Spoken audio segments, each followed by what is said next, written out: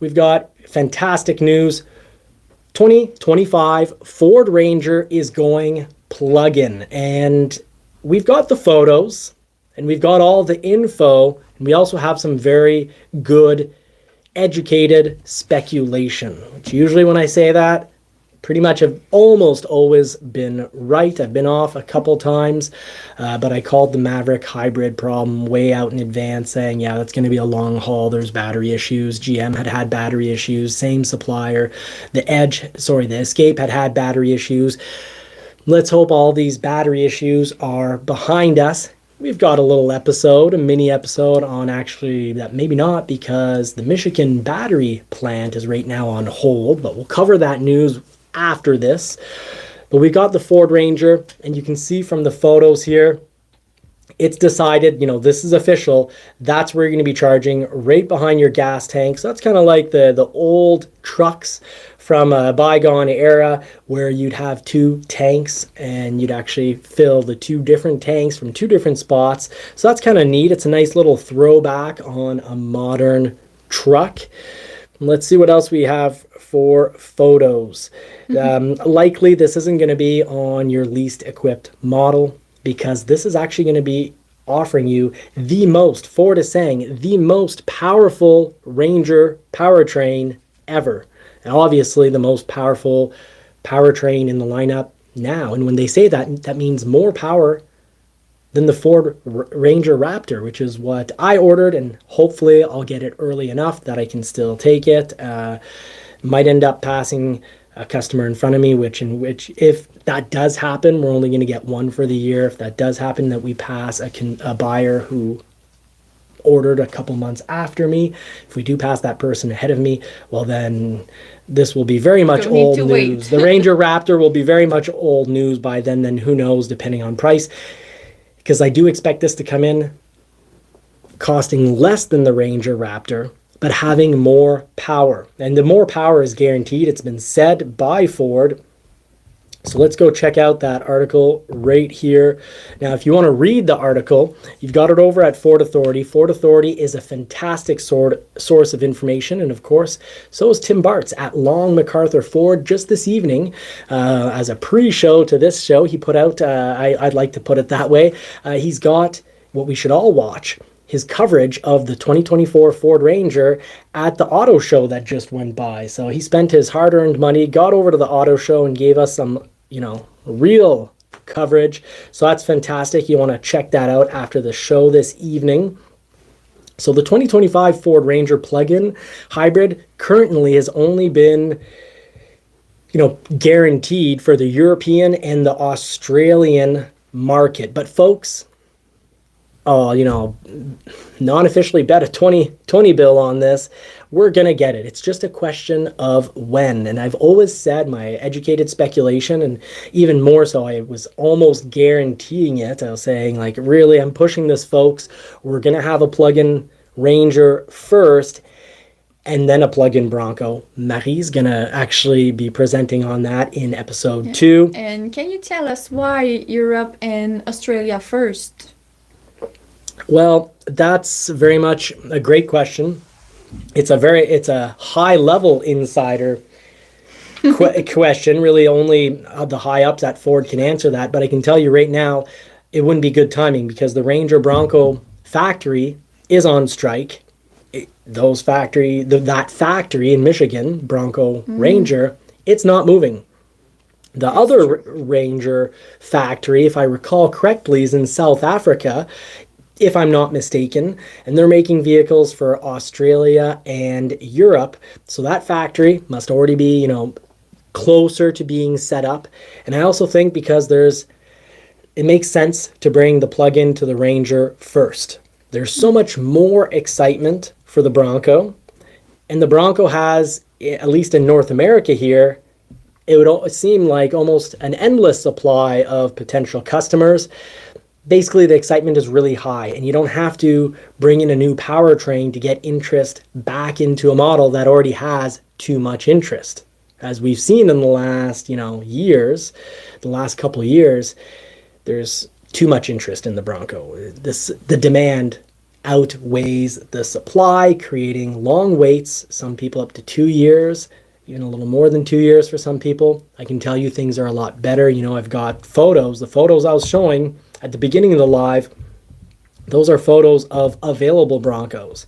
It doesn't mean the Bronco. You'll have some YouTubers and some journalists jumping the gun because they want to be the first to report something. Because when you're the first to report something, you get a lot of views, you get a lot of money, you get more advertising dollars.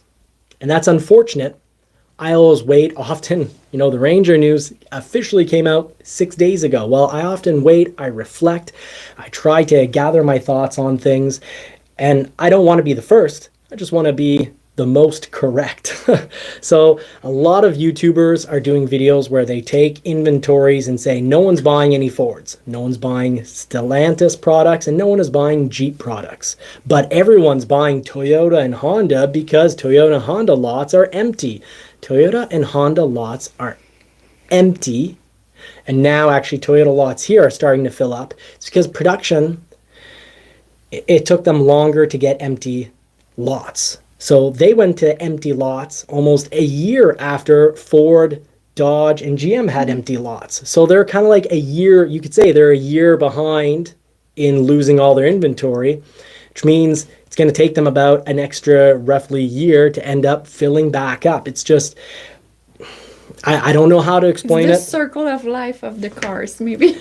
Ford ran out of vehicles first, and Ford's lots filled up before Toyota and Honda because their production just isn't up. So yes, these Broncos are available. It helps that they've got soft tops and they are beautiful. And we've got, you know, a Wild Track. We've got two Sasquatch. There's actually a fifth one in the dealership. So we have two Sasquatch Badlands and two straight Badlands, all with the 2.7 liter engine and a mix of, I believe a mix of high, luxury package and high package. So I've always said that hardtop was a major issue, and also having multiple constraints would create the biggest problems. And of course, dealer allocation is important, but if you want to help yourself out, don't take all the constraints. But now, just ordering a Badlands Bronco or even our Wild Track. Our Wild Track took 3.5 months to come in, but of course you have to ask the dealership, is it available? So we want to get back onto the Ranger because this is going to be more in your news here. Yeah. But vehicles are available on lots, which means that the manufacturers have a capacity to have, it's not the end of the world for them if the strike lasts a month. And it is going to come down to who has the most money and who can outlast the other side, either the union workers or the manufacturers. So we'll talk about that later on in the episode, but let's just clear up all this Ranger talk we've got to get through. So we'll just head back to that. Now, it's official. The Ford Ranger is going to have the 2.3 liter engines. That's a 4-cylinder engine. And the 2.3 liter engine with plug-in, but 2.3 liter engine, if we think about it, that goes back to the Ford Mustang, 4-cylinder. It goes back to, of course, the standard Ford Ranger engine that's already there, the Explorer. This engine is very much tried, true, tested.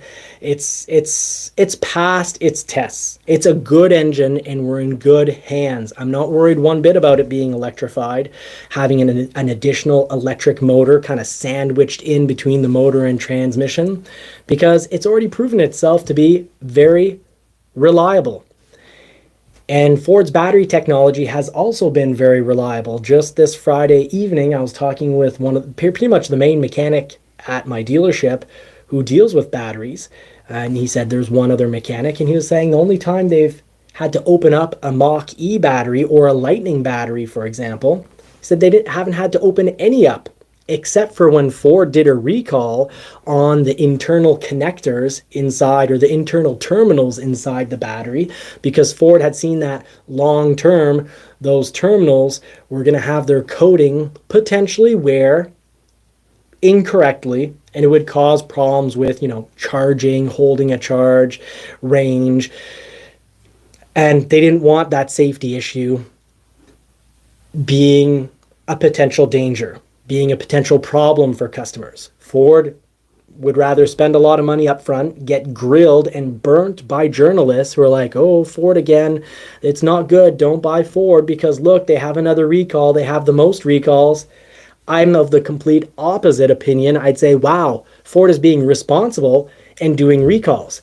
How many recalls does Tesla make? And I'm not saying Tesla is bad. I'm just saying that it's kind of suspicious that if a company doesn't have the ability to properly do recalls because they don't have dealerships and service centers, and they're not doing recalls, but you have people on forums saying like, we've got problems, there's a problem here, I want this fixed.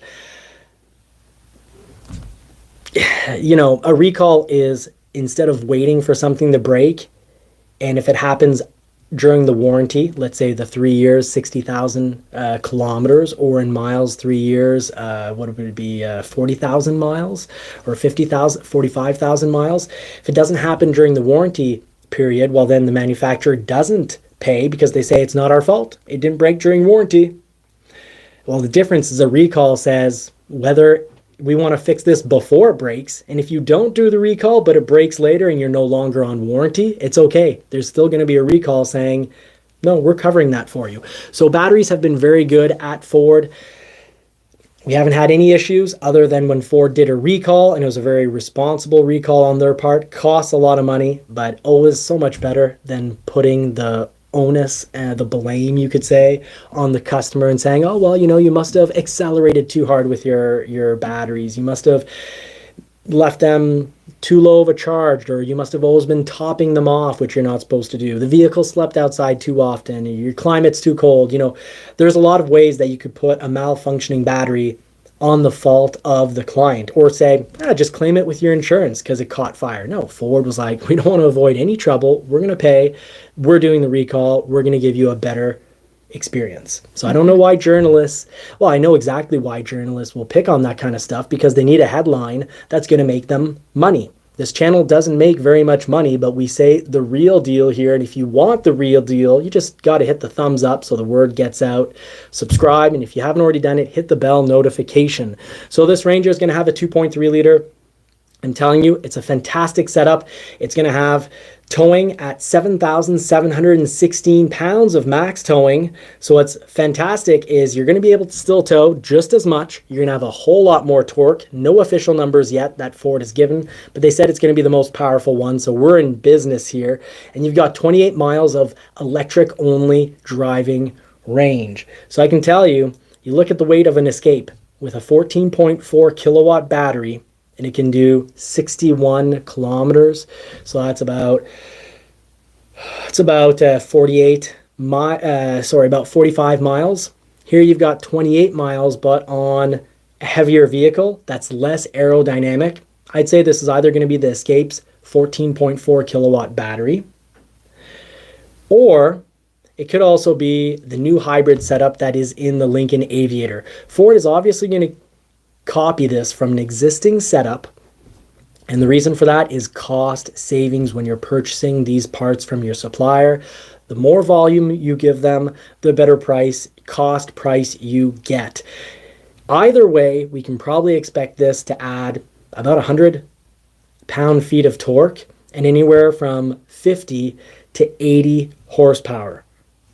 Minimum condition, even if they really toned it down, we're going to get at least 35 horsepower. So the Ranger plug-in, I can educated speculation here, but almost guarantee that we're going to bust the 300 horsepower. I'd say we're probably going to end up with about 330 to 360 horsepower.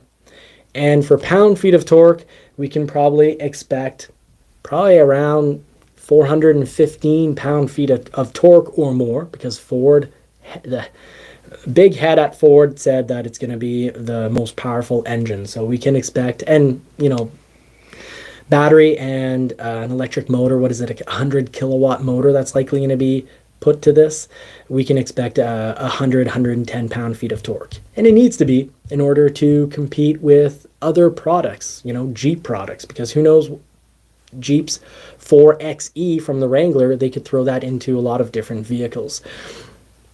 So one way or another, it's going to be impressive. It's going to come here. It's going to have plugs in the box. So you're going to be likely be able to have at least 2,400 watts of power coming from the box. You can see from the plug here, that's not a fast charger. So right off, we know it's not going to be a huge battery, for example, like on the Mach-E or the Lightning. It's going to be a battery like on the upcoming Explorer plug-in, an Aviator plug-in, or like on the current Escape. So we're looking at 13.6 kilowatts or 14.4 kilowatts. But the 28 miles of range is just perfect for getting to work, getting home, and when you need to do a long trip, then you can have you can force it into all electric mode, and except for when it's unbelievably hot or extremely cold. I've never had on my climate with plugins here, and we have some pretty hot summers, I've never had an issue with it being too hot to run in all electric mode. But Fusion plugins, for example, Escape plugins, I have been in situations where it's too cold to run in all electric mode, but I was still able to get about 3.5 liters per 100 kilometers, which means, just to give you an idea, to do 60 miles with today's gas prices at, let's say, $2 a liter, so $8 a gallon. So not everyone's at $8 a gallon, but we're going to get there in not much time, likely, based on what's going on in the world.